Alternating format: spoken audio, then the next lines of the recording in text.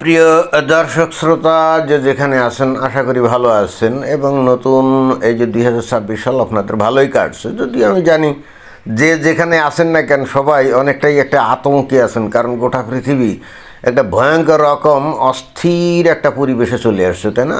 বিগত কয়েক দশকে গোটা পৃথিবীতে আমরা এই ধরনের অস্থিরতা কিন্তু দেখি নাই।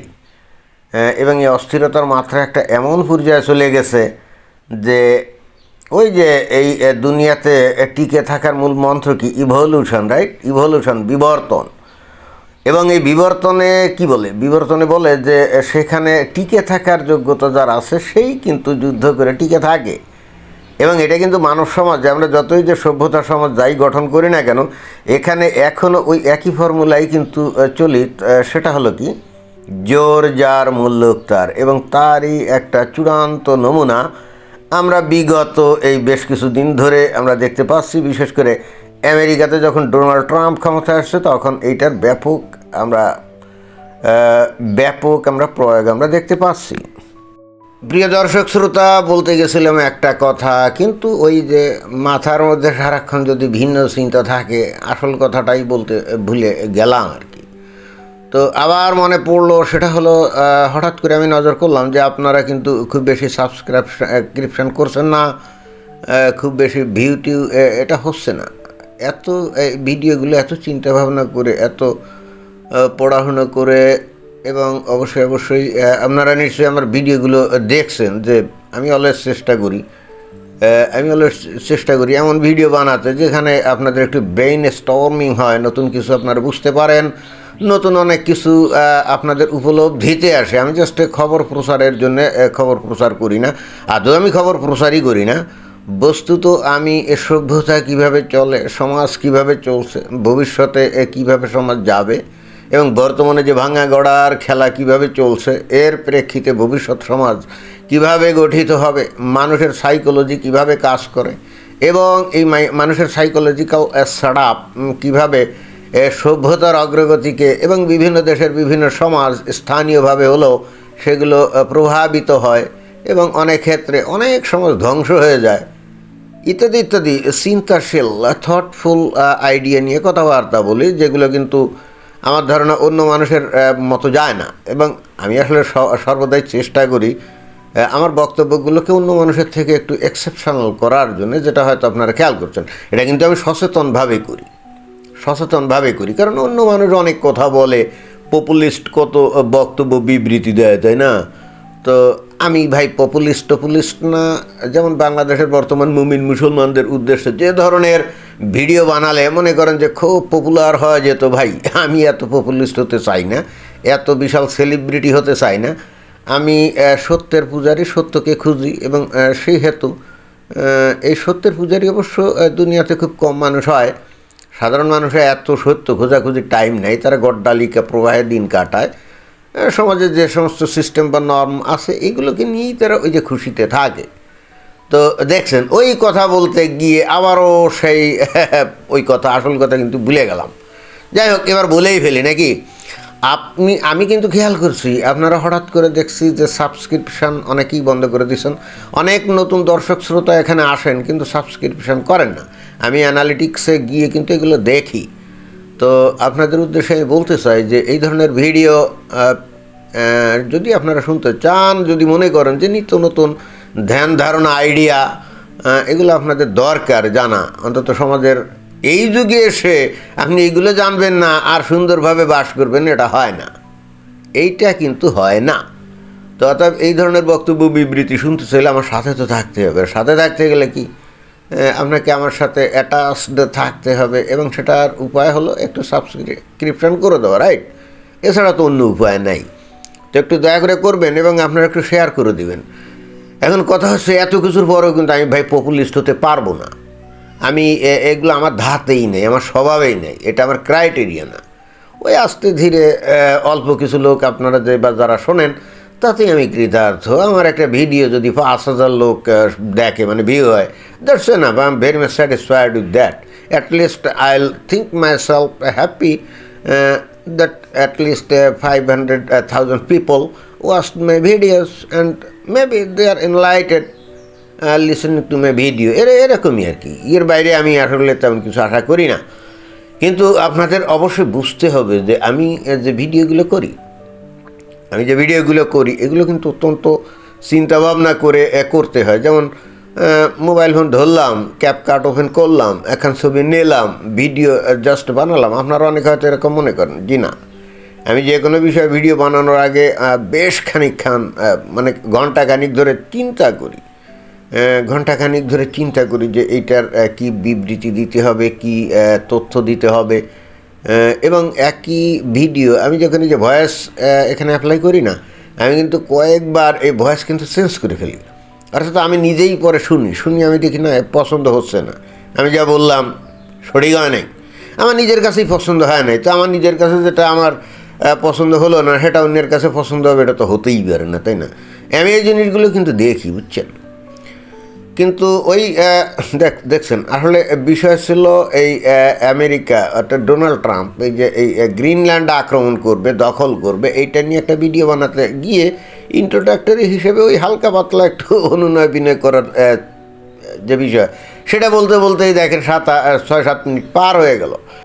যাই হোক, অবশেষে একটা বিষয় আপনাদেরকে একটু জ্ঞাত করাতে চাই। সেটা হলো, অনেকেই বলেন যে আমি আমার ভিডিওর নিচে আপনারা যে কমেন্টস করেন, আমি অনেক ক্ষেত্রে মানে কি অধিকাংশ ক্ষেত্রে আমি এগুলোর তেমন একটা উত্তর দেই না।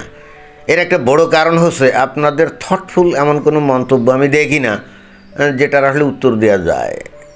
সত্য কথা বলতে কি, আমি অনেস্টলি স্পিকিং থটফুল তেমন কোনো মন্তব্য আমি দেখি না। মানে গদ বাঁধা গড় এরকম মন্তব্য করেন।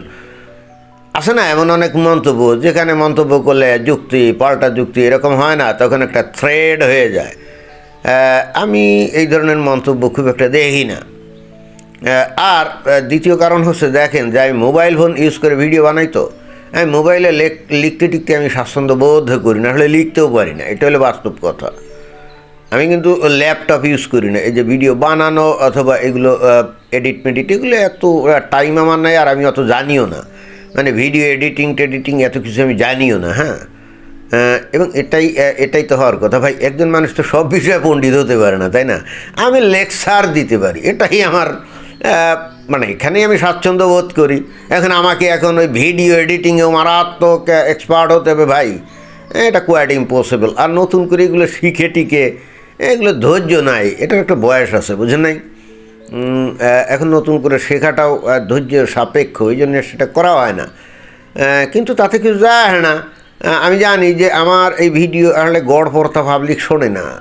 অ্যাটলিস্ট তাদের মন্তব্য দেখেও বোঝা যায় যে গড়পড়তা পাবলিক শোনে না। যেটাই মন্তব্য, আমি যদিও সেখানে থটফুল তেমন কিছু দেখি না, যেটা নিয়ে অনেক তর্ক বিতর্ক হতে পারে, বাট তারপরও যেটা মন্তব্য আমি দেখি, তাতে আমি নিজেও বুঝি যে গড়পড়তা মানুষ, অ্যাভারেজ পিপল, এরা আমার ভিডিও শোনে আমার তো মনে হয় না। এটাই অন্তত আপনাদের সম্পর্কে আমি একটু উচ্চ ধারণা পোষণ করি যে আপনার অ্যাভারেজ লোকের থেকে একটু উপরের লেভেল, এবং এই ধরনের লোকজন তো আসলে সমাজে বেশি না। অর্থাৎ এটাও একটা ওই পাবলিকের কাছে রিস হওয়ার একটা বড় সমস্যা। কিন্তু তারপরও দেখি যে কিছু ভিডিও আছে আপনারা দেখি ব্যাপকভাবে দেখেন, এবং আমার বলতে দ্বিধা নেই। ওই যে ভারতের ব্যাপারে যদি কোনো ভিডিও করি, তাতে বোঝা যায় যে ভারতের দর্শকই আপাতত বেশি। মানে বাংলাদেশ ভারত এই দুটো সমান। তবে তারপরও আমার মনে হয় যে ইভেনচুয়ালি ভারতের লোকজনই আমার ভিডিওগুলো দেখে। তো এটাও একদিক দিয়ে ঠিক, যারাই দেখুক এনলাইটেড হলেই হলো, তাই না? তো অতএব ভিডিওটার এখানে আমি শেষ করব এই কারণে, আপনাদের কাছে অনুরোধ রেখে যে আপনারা একটু সাবস্ক্রাইব করেন এবং আপনাদের মধ্যে একটু প্রচার করে দেন। হ্যাঁ, আমার ভিডিও প্রচার করলে আপনাদের কারো কল্লা পড়ে যাবে না। আমি জানি না, অনেকে বলে যে এইগুলো প্রচার করতে ভয় লাগে। আরে আমি নিজেই তো সচেতনভাবে এমনভাবে বক্তব্য দেই যাতে করে কোনো সমস্যা না হওয়ার কথা না। আমি তো একাডেমিক স্টাইলে বক্তব্য বিবৃতি দেই, তাই না? তো এইগুলো আপনারা শেয়ার করলে আপনাদের বিপদ হবে।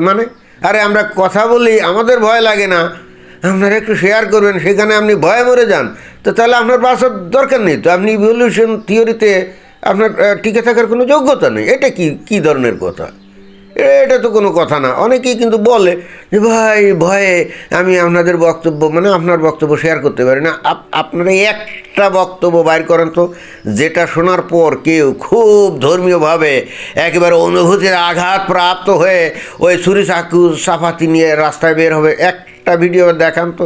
হ্যাঁ, আমি অনেক কথা বলি, বাট একটু ঘুরিয়ে পেঁচিয়ে একটু ডিপ্লোম্যাটিক ভাষায়, তাই না? এবং এইভাবে বললে কিন্তু কারো অনুভূতিতে আঘাত লাগে না। আপনাকে বুঝতে হবে অ্যাটলিস্ট এই সমস্ত কথা কাউকে না কাউকে তো বলতে হবে। অনেকে অনেকভাবে হয়তো বলে, প্রকাশ্যে এমনভাবে বলে হয়তো অনেকের অনুভূতিতে আঘাত লাগে। আমি তো ভাই সেভাবে বলি না, কারণ আমি জানি যে কোন কথা বললে ভয়ঙ্কর রকম অনুভূতিতে আঘাত লাগতে পারে। এগুলো আমি অ্যাভয়েড করি। অ্যাভয়েড কেন করবো না? আরে ভাই, আমরা তো লেখাপড়া করছি নাকি, কিভাবে কথা বললে ডিরেক্টলি কারো অনুভূতিতে আঘাত না লাগে এই টেকনিকগুলো আমরা জানি না? আমরা জানি তো। তো যাই হোক, যে বিষয়ে আসলে করতে চাইছিলাম কি, এই ভিডিও বানাতে চাইছিলাম যে ডোনাল্ড ট্রাম্পের নজর পড়ছে এখন কোথায়, গ্রিনল্যান্ডে।